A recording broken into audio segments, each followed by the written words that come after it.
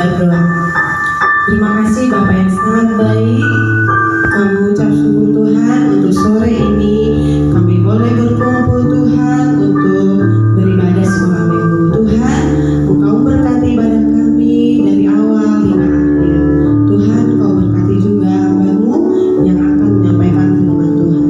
Tuhan, biarlah ibadah kami berkenan di mata Tuhan dan memberkati banyak orang. Terpuji nama-Mu, di dalam nama Tuhan Yesus kami sudah berdoa.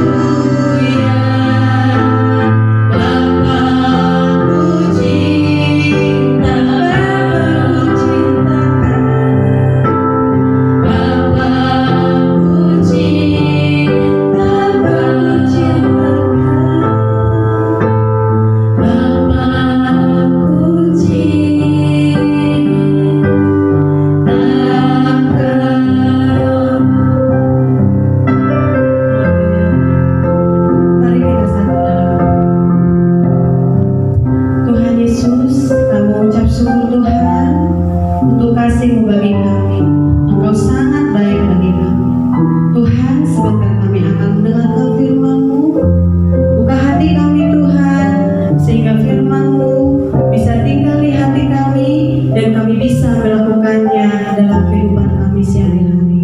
Berkati hamba-Mu Tuhan yang menyampaikannya.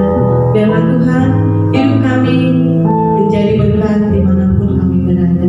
Di dalam nama Tuhan Yesus kami sudah berdoa. Amin. Shalom adik-adik, saat ini kakak akan menyampaikan sebuah ilustrasi mengenai sebuah jendela, yaitu jendela hati. Jendela ini merupakan perwakilan dari kehidupan kita masing-masing yang memiliki banyak impian dan harapan dengan Tuhan, dan masing-masing kita mempunyai satu takaran yang sama, yaitu waktu. Seperti yang adik-adik lihat, di situ ada pasir waktu. Dalam menjalani kehidupan hari-hari kita, pasti kita mengalami banyak hal yang menyenangkan maupun tidak menyenangkan. Bisa dari luar ataupun dari teman-teman. Contohnya kalau seperti jendela ini, dikala hujan pasti dia akan basah dan pandangannya pun menjadi buram. Demikian juga masalah yang datang ke kehidupan kita adik-adik.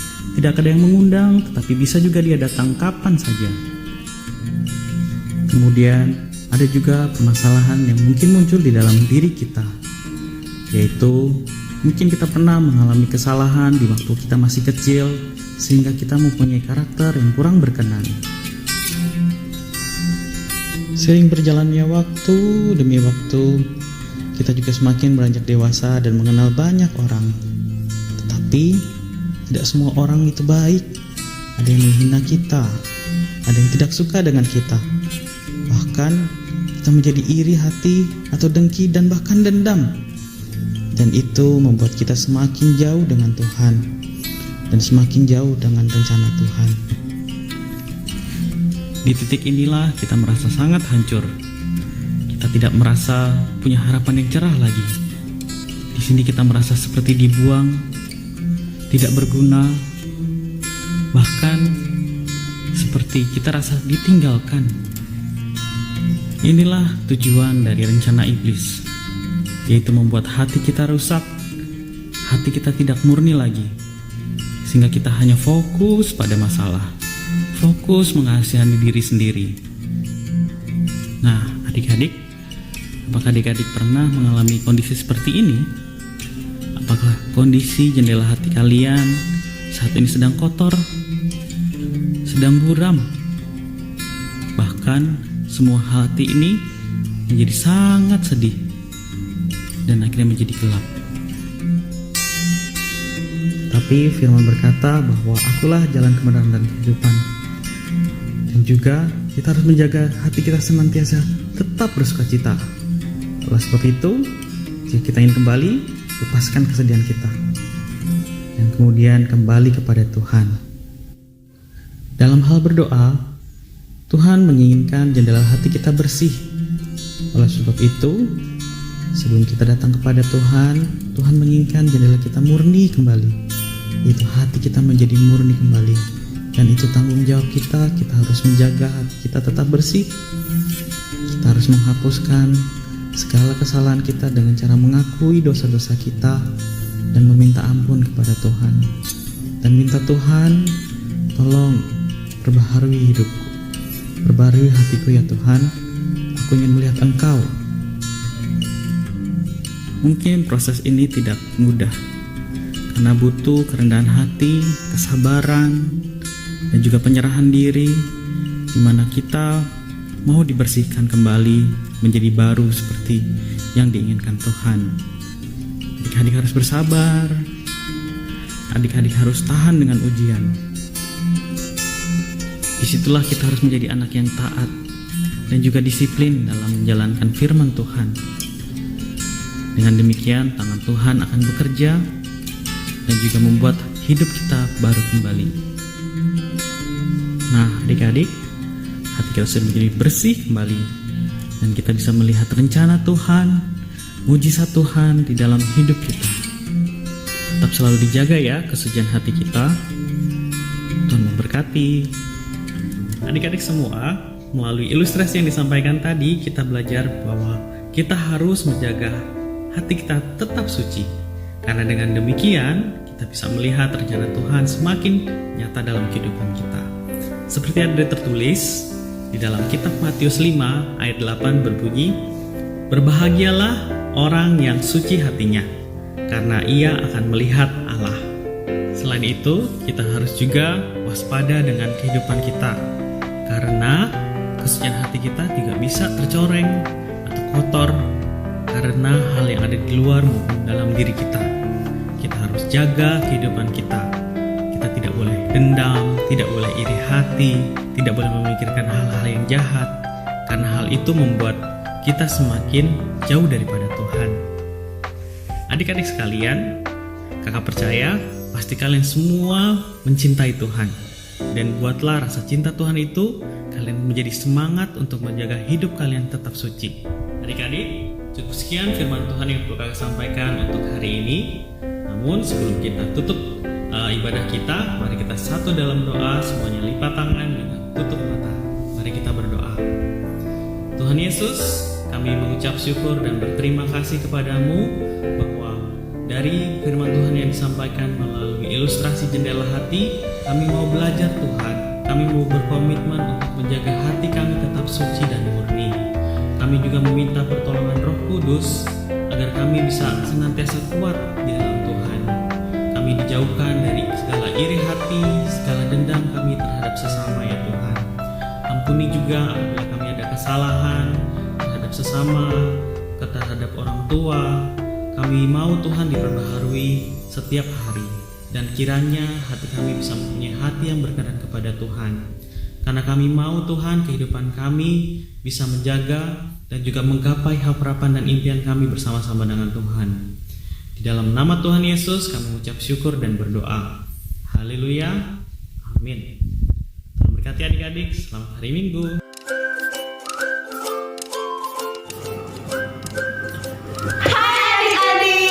Tadi kita semua sudah mendengarkan firman Tuhan kan?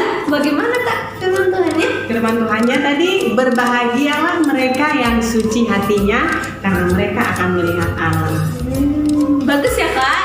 Terus kita ada challenge gak?